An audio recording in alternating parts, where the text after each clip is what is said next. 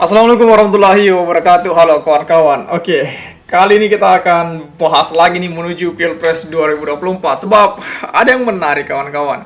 Jadi kemarin kan ada bukber yang ditunggangi oleh Partai Nasdem, kemudian pasti hadir koalisi perubahan PKS dan Demokrat. Namun yang menariknya karena di sana juga ada Golkar atau Airlangga Hartarto. Bahkan yang lebih menarik lagi katanya Airlangga Hartarto itu bilang bahwa koalisi makin besar itu semakin menguntungkan, semakin bagus katanya. Ini yang lebih menarik ini.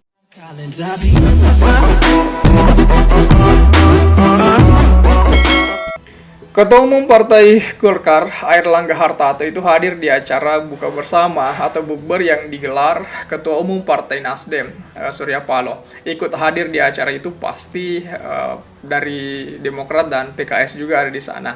Berikut calon presiden yang mereka usung, Anies Baswedan.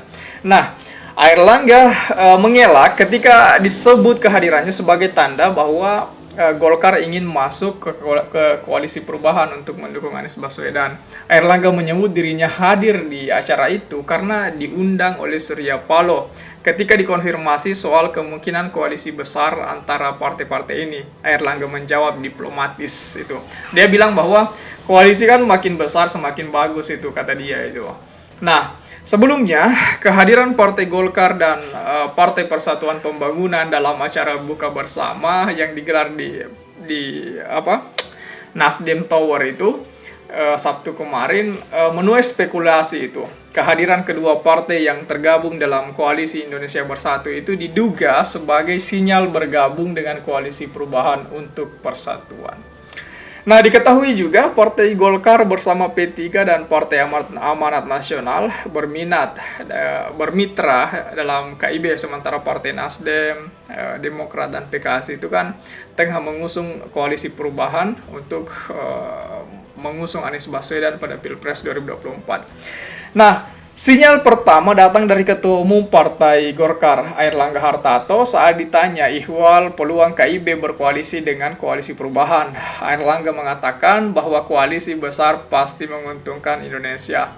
Jadi dia bilang, jadi kita tunggu saja tanggal mainnya itu. Nah, berarti di sini kita bisa berspekulasi bahwa Airlangga ini bersama koalisi perubahan itu merencanakan sesuatu.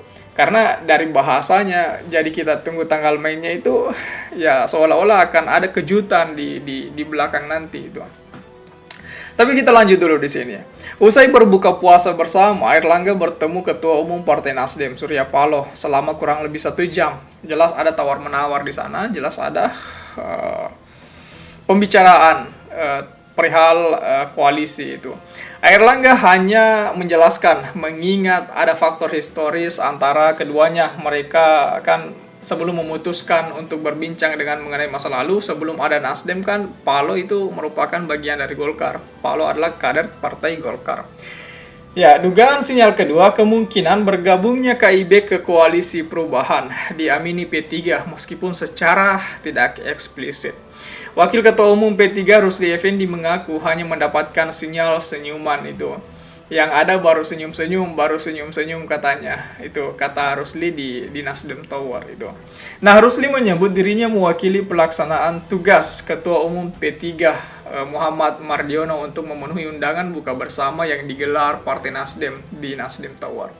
Sementara dugaan sinyal ketiga bergabungnya KIB ke koalisi perubahan terlihat jelas dari pernyataan PKS. Sekretaris Jenderal PKS Abu Bakar Al-Habsyi itu mengatakan koalisi perubahan menyambut baik jika Partai Golkar hendak bergabung. Dia menyebut koalisi ini memang mengundang semua partai yang mendukung gagasan perubahan dan perbaikan itu. Abu menjelaskan ketiga partai memang membuka komunikasi dengan partai di luar koalisi seperti Golkar. Dia menyebut komunikasi itu sebagai hal yang lumrah itu. Dia bilang bahwa komunikasi ini penting. Jangan disekat-sekat komunikasi ketika anak bangsa ingin bersatu, jangan diganggu itu. Nah, keren sekali. Jadi kita nantikan kejutan-kejutan apa yang bakal terjadi di sini.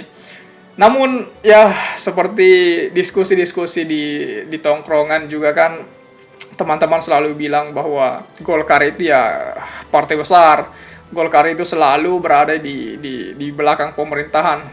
Golkar itu selalu berada pada posisi petahana itu. Golkar tidak pernah berada dalam jalur oposisi. Nah, seperti kita tahu bahwasanya koalisi perubahan kan ya bisa kita katakan sebagai koalisi oposisi itu.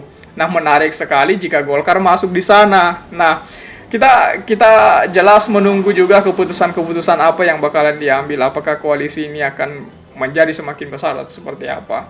Karena bahasanya Golkar juga kan mengundang banyak spekulasi itu.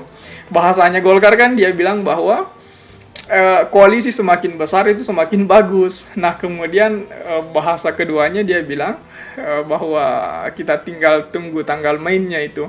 Berarti dengan kalimat itu ada sesuatu hal yang direncanakan, ada sesuatu hal yang bakal terjadi itu. Ada hal-hal yang mengejutkan bakal terjadi ke depan itu. Jadi kita nantikan hal-hal itu, kawan-kawan. Nah, bagaimana kawan-kawan melihat hal ini? Coba tulis di kolom komentar. Oke?